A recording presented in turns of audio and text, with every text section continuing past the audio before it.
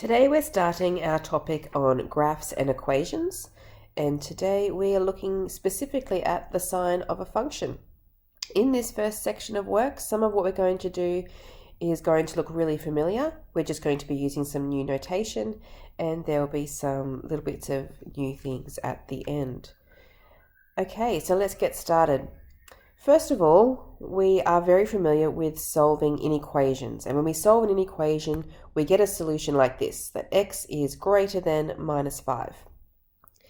That would represent an open circle on our number line, and we point to the values going to the right for the values that are greater than 5. If we want to put that in what we call bracket interval notation, we're going to be using two different types of brackets. We're going to use a curved bracket for a less than or a greater than sign, and we're going to use a square bracket if it's a less than or equal to or a greater than or equal to. And inside your brackets, you are going to have two numbers to represent the two places between which your x values can lie. So for this first solution of x is greater than 5, x is 5 is my starting point. It cannot be equal to 5, so I use a curved bracket, on the left-hand side of the 5. And then I have a comma, and I can have any x value that I want all the way up as far as I can go, which I represent with the number infinity. Because infinity is not a finite number, I use a curved bracket to close that as well. So you will have some questions where you have a curved bracket on one side and a square bracket on the other side, or lots of different types of combinations. Let's have a look at the next one. If I have the solution x is less than or equal to 3, which we use a colored in dot, and we point to the left for the values less than 3. If it is equal to 3, that is the highest value, which means it's going to go in the second position. And because it can include the 3, we want a square bracket around it. Then for the other number, we need all the numbers less than 3, all the way down to negative infinity, which again is not a finite number, so we have a curved bracket at the start. Our next one, we have x is greater than or equal to minus 3, but less than or equal to 2. So it's between two finite numbers. It can be equal to them, which is why we have square brackets on either side, and it's between minus 3 for the smaller number and 2 for the higher number. Similarly, for the next one, x is greater than negative 1, but less than 4. Means that we have minus 1 and 4 as our values, but we now have curved brackets because it cannot be equal to those numbers. Next one again, x is greater than 1 but less than or equal to 6, means that we have numbers between 1 and 6, but we have a curved bracket around the 1 because it cannot be equal to 1, a square bracket around the 6 because it can be equal to the 6. And x is greater than or equal to minus 4 but less than 1. Means we want numbers between minus 4 and 1. It can be equal to the minus 4, so a square bracket, but cannot be equal to the 1, so a curved bracket around the 1. I hope you're getting the idea of that. The next few ones that we have here involve two sections where we have solutions. So this next one says that I have x is greater than or equal to minus 4, but less than or equal to minus 2, or x is greater than or equal to 0, but less than 2. So we do them one at a time. For the first section, between minus 4 and minus 2, we have our numbers in here. And because they both have equal to signs, we have square brackets around them. Then the second one, we have x is between 0 and 2, so 0 and 2, and again equal to signs, so square brackets around those. Now when we're writing in interval notation, I've just written the word or in there. But when we're using bracketed interval notation, you can see that I've put this symbol in here, which you probably thought was only used for probability. But here it is in this topic. So remember that that symbol means or, and we can use it for our notation today. Let's try again for the next one. If x is greater than -1 but less than 3, means between -1 and 3 can be equal to, so square for the -1, but not equal to the 3, so curved bracket for that 3. Or, so we're using our or symbol, then it is between 5 and 7, curly bracket around the 5 because it cannot be equal to it, square bracket around the 7 because it is equal to it, because it includes it. And one last time, x is greater than -1 but less than 2, means -1 to 2, there was no equal to signs on there, so round brackets around both of them. Or x is greater than or equal to 4, means I want a square bracket around the 4 and I want to go all the way up to infinity from there and a curved bracket at the end. The notation -infinity to infinity means that we're talking about all real number sets because we're including every single possible solution you could imagine. The notation a comma a with square brackets is a one-member set, meaning the only solution in that is whatever a is. It is called a degenerate interval. Alright, next we want to look at composite functions. So you may remember these from our work in the past. This is where we want to sub one function into another. So if we have f of x and g of x are our two functions, the composite function g of f of x of two functions, f of x and g of x, can also be written as g with a little round circle there, f of x. Now that means g of f of x. You just use that word of for that little circle. So this one was the one we're familiar with from last year, but we're now going to change that notation to be using that little circle.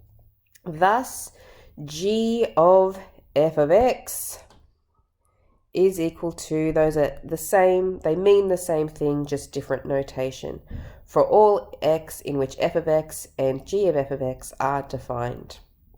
So let's find a few things. If f of x equals x plus 2 and g of x equals x squared, find g of f of 4. So we always start with the second part, and I need to find out what f of 4 is. So I'm going to leave the g. F of 4 means I sub the 4 in for the x in the f of x function. So if f of x equals x plus 2, it is now going to be equal to 4 plus 2. Okay, that is obviously equal to 6. Then I want to substitute 6 into the g of x function because it now says g of 6. Replace the x in the g of x function with 6, so that will be 6 squared, which equals 36. Now let's try the next one, b. F of g of 4. So leave the f. I want to find out what g of 4 is. Into the g of x equation, I'm going to put a 4 where the x is, so it will be 4 squared. 4 squared is 16. So I want to put 16 into the f function now, f of x. So that's going to be 16 plus 2, because it was x plus 2, which makes 18. Part C, I want to find g of 4. So we're going to have g of 4 means putting 4 for the x in the g of x function, so that's 4 squared, which is 16.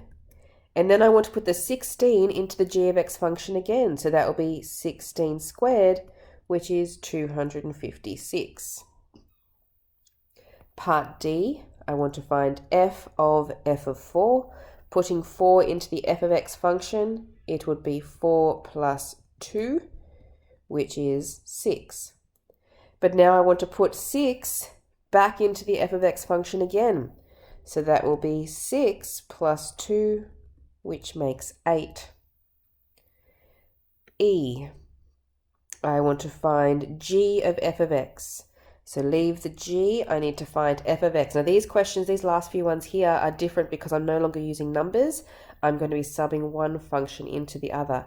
So the f of x function is equal to x plus 2. I want to sub x plus 2 everywhere where there's an x in the g of x function, which is x squared. So it's going to be x plus 2 all squared. And we could leave it like that, or we could expand it out like that. F of g of x is f, and I want to replace the g of x with the x squared, and then I can sub x squared into my f of x function. So instead of x plus 2, it's going to be x squared plus 2. G of g of x will be g, and g of x is x squared. Then putting x squared back into the x squared will be x squared all squared. Times in those powers, we get x to the power of 4. H, we want f of x. So f and f of x is x plus 2. And then I want to put the x plus 2 into the f of x again. So it'll be x plus 2 for the x plus another 2, which makes x plus 4. Okay, question 2 is a slightly different type of question. We want to solve f of x is less than 0 using the graph of y equals f of x that we've been given here. Give an answer using both interval notations. So if I'm given the graph and I want to solve it for where it is less than 0,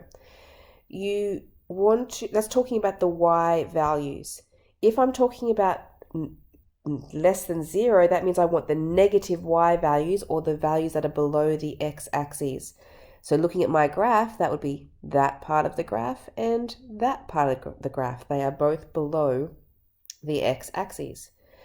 To write them down using interval notation, the solution here on the left, I have an asymptote at -2, which means I could have any x value less than -2 would be part of that little curve down there in the bottom left-hand corner.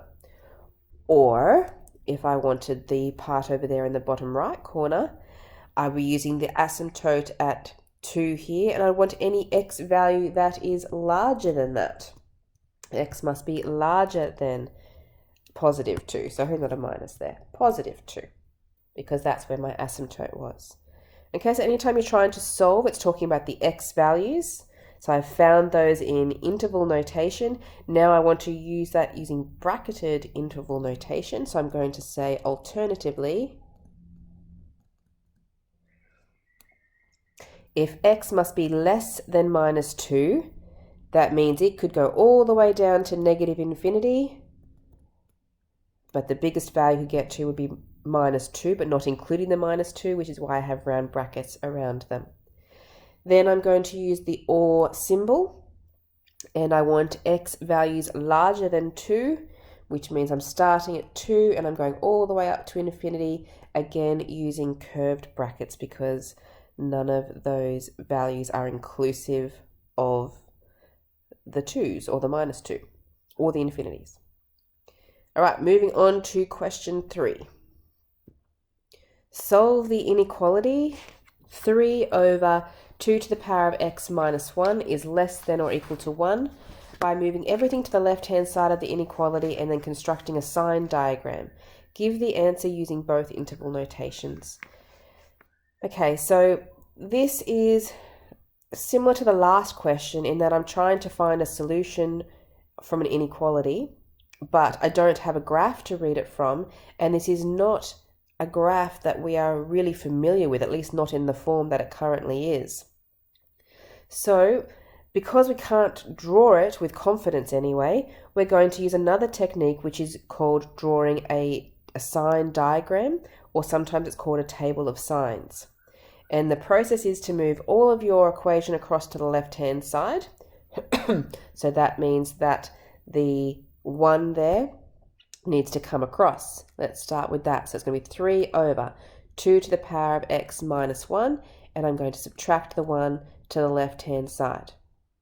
Okay, that will then be less than or equal to 0. Now, I want to be able to read some things from my inequality. To do that, I need it all to be one fraction. I can't have my two separate terms that I currently have there.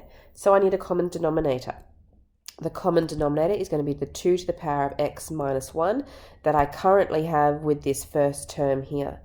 That means that the 3 on the top of that fraction, it doesn't need to change because it already has the right denominator. However, the minus 1, because I'm putting a 2 to the power of x minus 1 on the bottom, I'm going to need to multiply that minus 1 with 2 to the power of x minus 1. And that's still less than or equal to 0. Expanding out the top, I get 3 minus 2 to the power of x plus 1 over 2 to the power of x minus 1. And on the top, I have some numbers I can collect. I can go 3 plus 1 makes 4 minus 2 to the x over 2 to the x minus 1. Okay, now that I've achieved the goal of getting everything on the left-hand side and written as one fraction, now I can find a few things out about this mysterious graph that we don't know much about.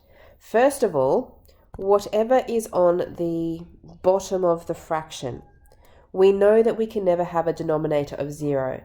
If there are values of x that would give a 0 there, then they would be discontinuous points. So what I'm going to do is I'm going to write here, I'm going to have a discontinuous point when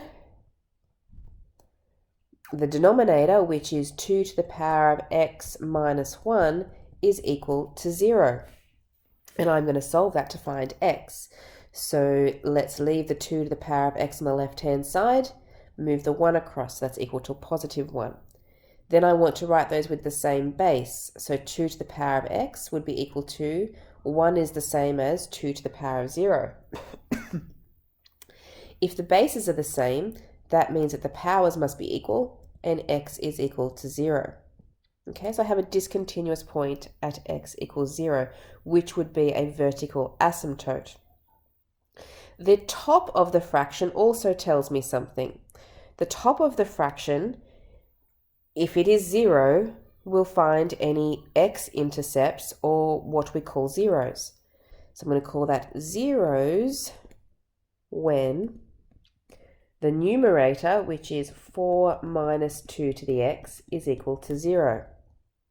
Because the 2 to the x is negative, let's move it across to the other side to be positive. So 2 to the x equals 4. Let's write them with both of them with bases of 2, so 4 is 2 squared, and then the powers must be equal, so x is equal to 2. So I have found two key features. I have found that there is a 0 when x is equal to 2, and there is a discontinuous point at x is equal to 0. That means between those points, sometimes the graph will be above the axes and it will be positive, and sometimes it'll be below them and it will be negative. So now we're going to use our table of signs to find out where our graph is less than 0, because that's this rearrangement of my question here is now what I'm trying to find. So let's make a table. So this table is going to have 3 rows.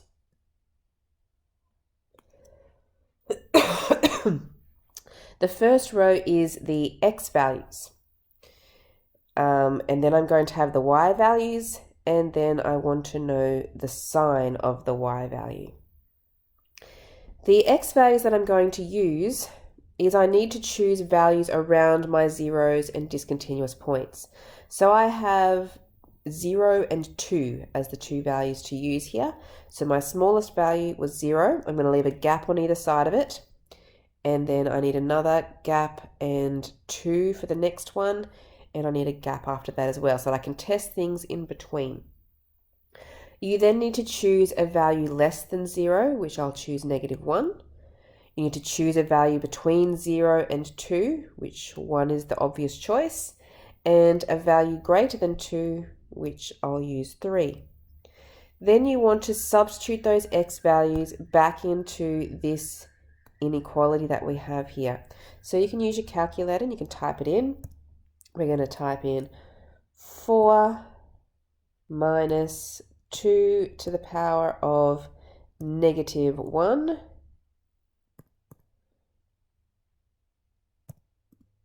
over 2 to the power of -1 minus 1. Okay, so that equals -7. Now the fact that it's a 7 isn't the important part. The thing that we really need from this is that it was a negative, meaning that section of the graph would be below the x-axis. The 0, you wouldn't bother substituting 0 in. You could, you could try, but we know that that's our discontinuous point. If you sub that in, you're going to get an error because that's an asymptote. So we put a little star in there and a star in for the sign as well. Then you would sub in the 1. I won't retype it for you, but you come back to your calculator and sub in that x is equal to 1, and you should get 2, which means that it's positive. And when you sub in x is equal to 2, we know that that's our 0. So we should get y is equal to 0, which we're just going to put it down as 0. And finally, subbing in that x is equal to 3, you get y is equal to -4 over 7. And the important part is that is negative. Okay, so this table tells me where the graph is positive and where the graph is negative. So now when I look back at this inequality that I have up here, I'm trying to find where the graph is less than 0, which means I want to know where it's negative. Now looking down here, I have negative in here and in here. But it's not just at -1 and 3.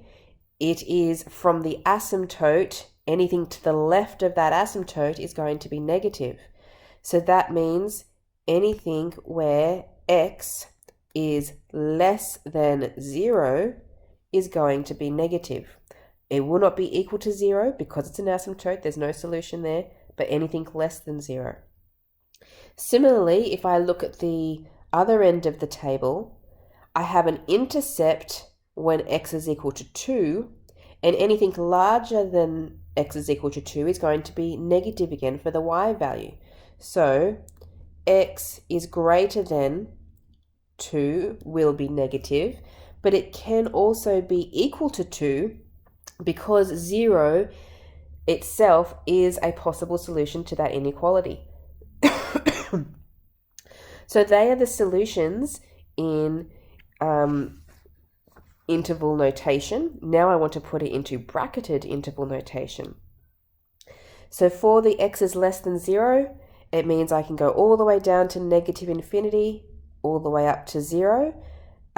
No equal to sign on that, so we want a curved bracket. Or x can be equal to the 2, so a square bracket around the 2 all the way up to infinity. And because infinity is not a finite number, we put a curved bracket around that. And that's it.